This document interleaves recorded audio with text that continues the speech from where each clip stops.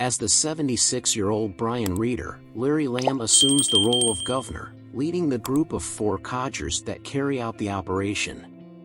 Danny Jones, Terry Perkins, and Kenny Collins round out the group at the sharp end of the raid. In addition to more standard theft dating at least to his initial conviction in 1975, Reeder had already laundered the money from the 1983 Brinks Mat heist. During the Easter bank holiday weekend, the robbers use a lift shaft to enter the underground premises. They then use an industrial power drill to bore through the substantial vault walls. Over the next 2 days, they search through numerous deposit boxes. When the burglar alarm sounds, the police choose not to respond. The heist is not discovered until the employees return to work the next week. Newspapers quickly declare it the largest crime in English history because to the purported worth of up to £200 million that was taken, a claim that the 7 members of the gang, who are all 448 years old, find hard to believe.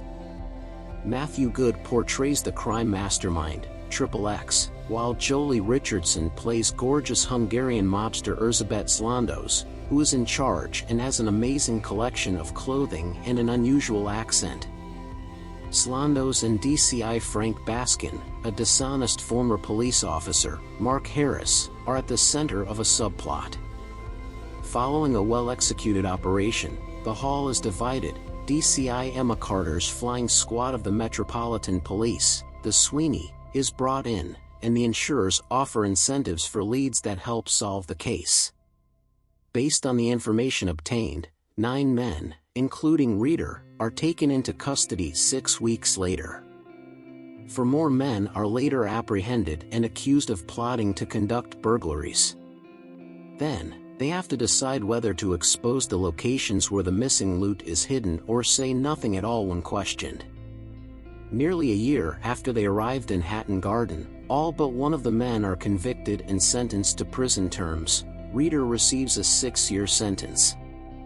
Most choose not to accept the option of lighter sentences in exchange for surrendering millions of unclaimed property. The leader, identified as XXX in the movie, eludes prosecution, which at the time of filming paralleled the narrative of the actual Michael Seed, also known as Basil. After being found guilty of both burglary and conspiracy to commit robbery, Seed received concurrent sentences of 10 years and 8 years in prison for the 2 offenses.